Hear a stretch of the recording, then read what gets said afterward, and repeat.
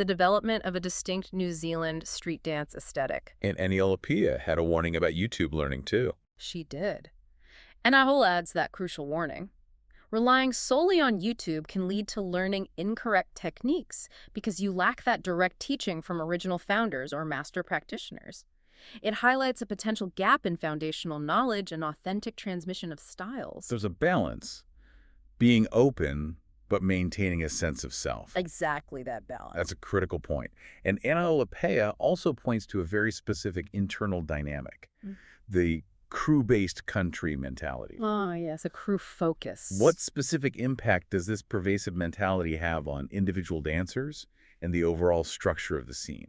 Aotearoa highlights this as a very significant internal dynamic. She states that New Zealand has grown into a crew-based country where the prevailing mentality is like, you're only a dancer if you're in a crew. Which isn't necessarily true elsewhere. Not always, no. This can unfortunately lead to dancers feeling like jelly legs or lacking confidence without their crew support.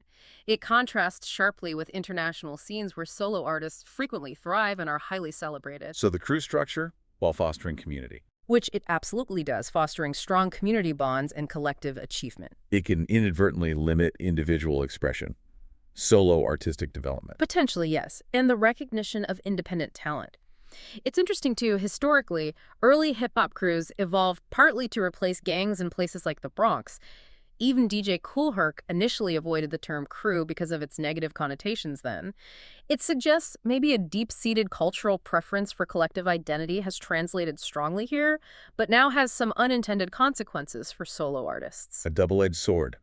Fostering community, but maybe limiting individual growth. And Sophie Evans, another voice in the scene, brings up other complex internal struggles like opportunity versus loyalty and the pervasive tall poppy syndrome. Yeah, those are real issues. Can you explain those and their impact on dancers? Sophie Evans points to very real internal struggles where dancers feel torn between pursuing significant career opportunities, which might take them away from their initial groups, maybe overseas, and maintaining loyalty to their training groups, their friends back home. That must be a tough choice. It can create difficult personal choices, as that pull of community is incredibly strong in New Zealand. And tall poppy syndrome. That's a classic Kiwi issue, isn't it? It really is. She identifies it as a significant cultural issue here, where outstanding success can unfortunately lead to others trying to criticize or put people down, almost like they're trying to cut down the tall poppy that stands out too much. So what's her advice? Her advice, be great on your own terms, powerfully emphasizes the need for resilience, self-belief, the courage to pursue individual success in a competitive, yet sometimes internally critical environment. She urges dancers to focus on their own journey, not external validation or criticism. And that competitive environment, whether internal or external, often leads to an intense winning mentality. Oh yeah, competition is fierce. What are the pros and cons of this strong focus on winning? And what kind of mental preparation do dancers need beyond just physical training? Both Paris Goebel and Aotearoa acknowledge this intense focus on winning. It's a hallmark of competitive dance. Paris notes it's good because I think competition is the #1 thing to help you grow. How so? It provides clear structure, pushes dancers to work incredibly hard, fosters rapid improvement, but There's always a but. she also points out the undeniable negative side. It can create this damaging mentality, if I lose, I suck, which is just detrimental to self-esteem, to artistic expression. And Anela sees the fallout. As a competition manager herself, she sees kids crying when they don't get what they were hoping for. It underscores the emotional toll and the need for deeper understanding. She emphasizes the crucial need for mental and physical preparation beyond just wanting to win. Like what kind of preparation? Including understanding competition rules properly, building resilience, equipping oneself mentally before competing to manage expectations and outcomes, ensuring that the passion for dance isn't extinguished by the pressure to win. That brings us to a fundamental and recurring challenge: the gaps in education and history within the New Zealand street dance scene. Yeah, this comes up again and again. What are prominent dancers like Aotearoa and Chris Tiva observing here, and what are the consequences? Both Eniola and Chris lament a significant lack in New Zealand in understanding foundations of street dance styles, and more critically, actually training in it rigorously. A disconnection between styles. They note a disconnection between different styles due to a lack of comprehensive education and understanding of their histories, their cultural roots. Chris points out there aren't enough people schooled up in the hip-hop elements, the full spectrum, dance, DJing, MCing, graph for new dancers to learn from authentically. Paris Goebel mentioned NZ lacking the original founders, too. Right. Paris adds that New Zealand doesn't have the original founders of these styles like America or Europe, so we have to make do with what we can access.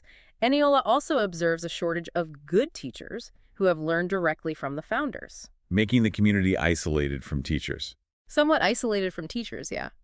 Leading many to rely heavily on YouTube, potentially learning incorrect techniques, or missing the nuanced cultural context, the true essence of the styles. Josh Minikalena reinforces this, stating, if you claim a hip-hop identity, it's vital to understand its history and put that knowledge into practice. So this lack of foundational education is a significant barrier. A significant barrier to deep, sustained growth and authenticity in the scene. That's a profound challenge to overcome.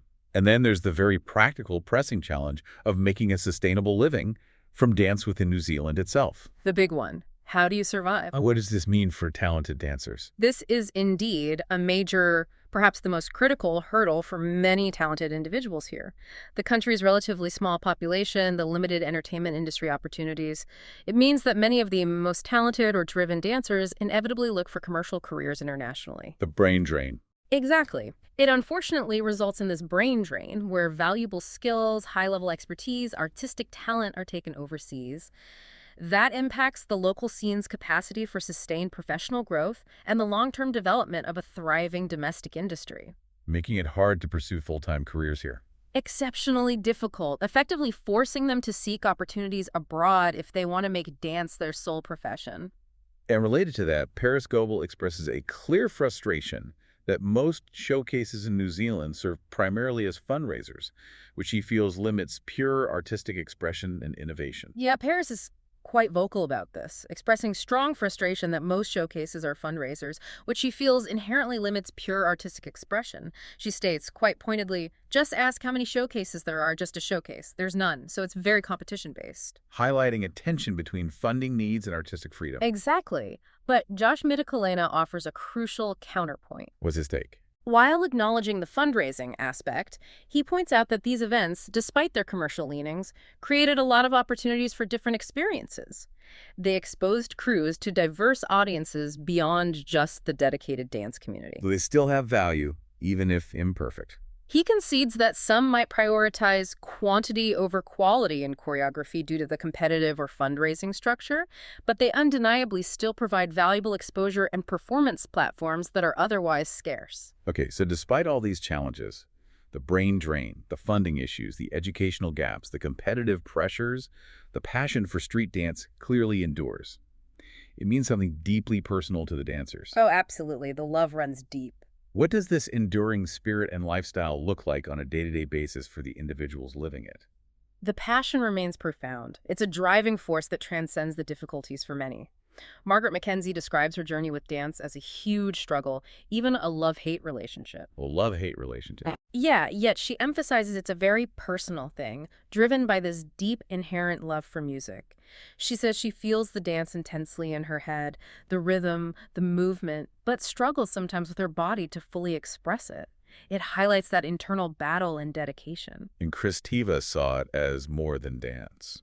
Chris Tiva views hip-hop not just as a dance style, but as a lifestyle that has changed the way that I look at life. He found Crump to be the very first style where he could truly express myself however I felt I could do it, highlighting its role as a powerful emotional outlet, a means of personal discovery. And Sophie Evans had a nice summary, too. Sophie Evans beautifully summarizes dance as a means to be constantly telling your story, learning other people's stories, and then rewriting your story in a way. Wow. It's this evolving personal journey of self-expression, connection, profound resilience, demonstrating that despite external pressures, internal struggles, the core motivation for dancers is deeply personal and profoundly transformative. It really is a way of life, not just a hobby for these people. Wow. What an incredible, comprehensive journey we've taken today.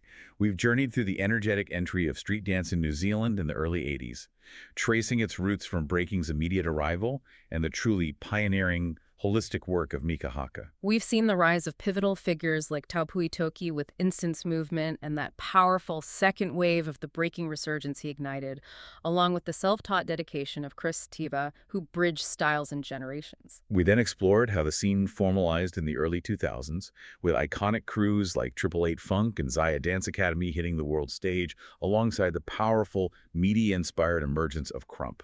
And how it diversified and professionalized in the late 2000s and early 2010s with the growth of innovative crews like Hopscotch and RIP Dance Crew, and artists like Justin High gaining national recognition, all against the dynamic backdrop of an expanding and diversifying battle scene. Finally, we saw its maturation and global connection in the mid to late 2010s. Characterized by that fluid, collaborative ecosystem of crews like Project Team, the rise of specialized communities like the Auckland Popping community, and the incredible global reach of dancers like Rina Che and Lauren Kiddo. And we also candidly discussed the contemporary challenges, didn't we? From the Olympic spotlights, mixed fallout, and the nuances of the ray gun debate, to internal dynamics like the sponge effect, the crew-based mentality, and that pressing need for better education and sustainable pathways for its talented dancers. This deep dive truly reveals that street dance in New Zealand is far, far more than just a series of incredible moves, competitive victories, or viral videos. So much more. It's a powerful, intricate tapestry of community building, a vibrant expression of cultural identity, a testament to profound personal resilience, and a powerful vehicle for artistic expression. It's a compelling testament to how art can genuinely thrive, evolve, and make a global impact, even from a small, geographically isolated nation like Aotearoa. So, as we wrap up, what does the future truly hold for Team New Zealand, as they called it, in this constantly evolving global dance landscape? Yeah, what's next? How will they continue to balance that vital need for international exposure and skill building with the equally crucial task of nurturing unique Aotearoa identities? And addressing those internal challenges of structure, education, sustainable pathways for its immensely talented dancers. It leaves us with the provocative thought, doesn't it? It does.